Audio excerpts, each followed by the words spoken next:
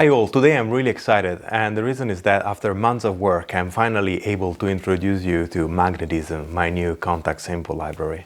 The concept behind Magnetism was really conceived a few months ago while I was creating a bunch of sounds for a feature film I was working on, running an electric guitar played with an EBO through different guitar pedals and different amplifiers, and really exploring this world of possibilities that come from this instrument. The initial results of the sound experiments were collected into Magnetica, my free contact library, which was really popular. It was downloaded thousands and thousands of times, which was a really useful thing because it allowed me to gather a lot of really useful feedback from other composers, which I was able to distill and include into this new release. Starting from EBO samples, I expanded the concept to include more in general sounds inspired by the physical phenomenon of magnetism, and the result is the first 2 volumes of this new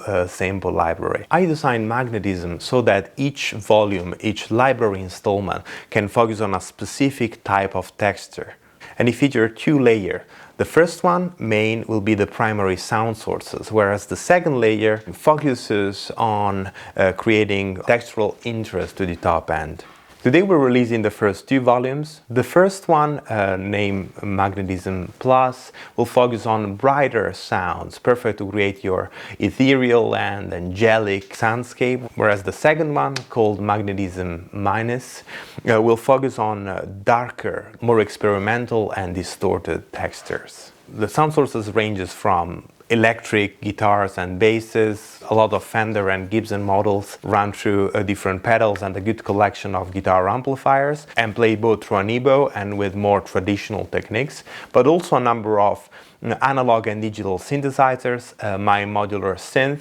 There is an old and dusty upright piano. We had a great recording session with percussionist extraordinaire Hugh Wilkinson in London, who played this vibraphone, bowing it, and played this waterphone, which has an incredible texture, and a lot of other percussions.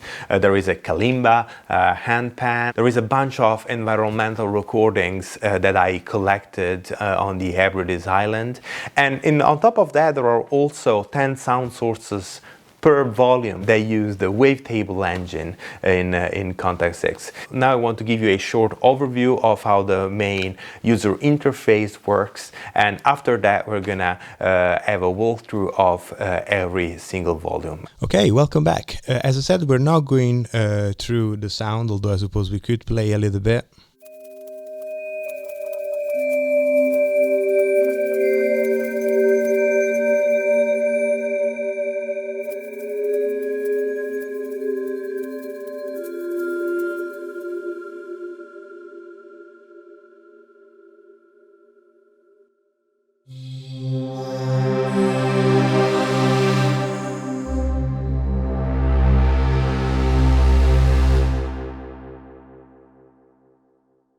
Alright, so this was the volume 1, this is volume 2. I think that the difference in the 2 volumes is clear. The videos that I'm going to link down here, you will find a walkthrough of all the 100 plus snapshots available. In fact, the very first thing that I want to show you is how to install the snapshots. So the moment you purchase the library, you get an email with the snapshots folder that just looks like that. And what you need to do, there are several ways to install the snapshot. My favorite and the quickest is to go on the spanner icon on Contact, click on Instrument Options, make sure you're on the Snapshot tab, click on Show, and this will open the basically the folder which should contain the snapshot, which is now empty for this specific instrument. You open the folder, you simply select all the subfolders that are over here, and it's done. You don't even need to initialize a Contact or anything like that. It does it all automatically. And now if you go on this, if you make sure that you're on the snapshot icon over here, you have the drop down with all the different snapshots. And that's it for the snapshot, really.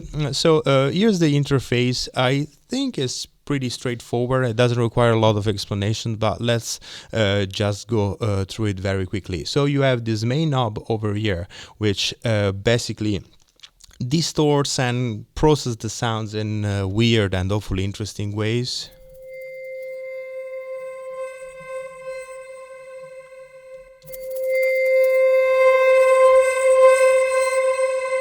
Okay, this is by default mapped to CC1, so to your mod wheel, but obviously you can right click on it, remove the MIDI automation and MIDI learn it to whatever MIDI CC control you want to assign to it. One small thing to mention here is that here if you go on the sample selection, you can select 40 different sound sources for the main layer and 20 different sound sources for the texture layer. And by the way, you can also click here on the arrows to navigate through the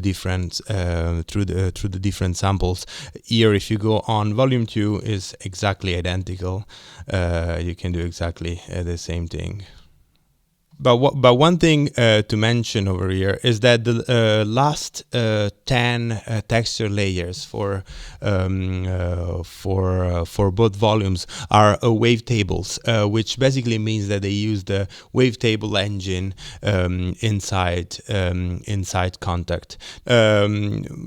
Now this is quite important to know because if you know a little bit about how wavetable synthesis works, you know that basically what you do is to move and morph throughout a waveform. I didn't explain that very well, but I just don't want to do a wavetable synthesis class over here. But what you do need to know is that once the wavetable texture layer is selected, what CC1 does is also to move through the waveform, so the result is much more dissonant.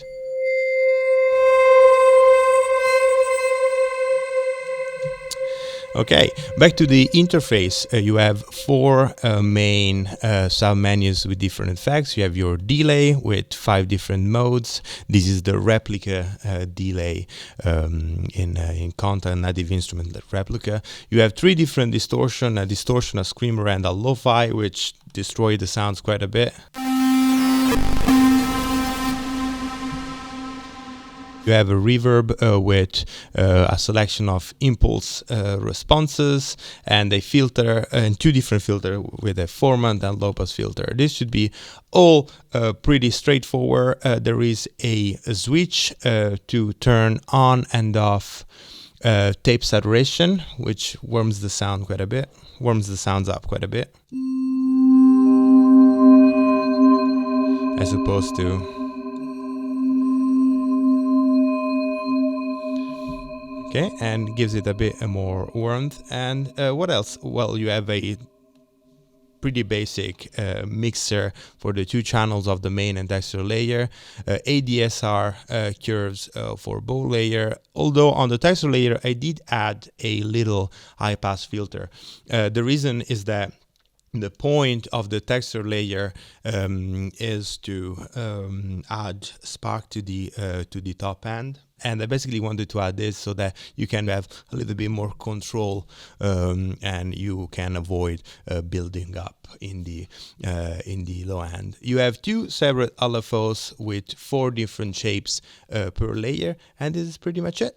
So that was it. I really hope you enjoyed it. The library will be available on the Triple Spiral Audio website starting from today. The library will be available at an introductory price, both for the single volume and for purchasing the 2 volumes as a bundle. And I really hope you like it, and I really hope that it can inspire your next compositions. Thank you so much for watching, and I'll see you next time.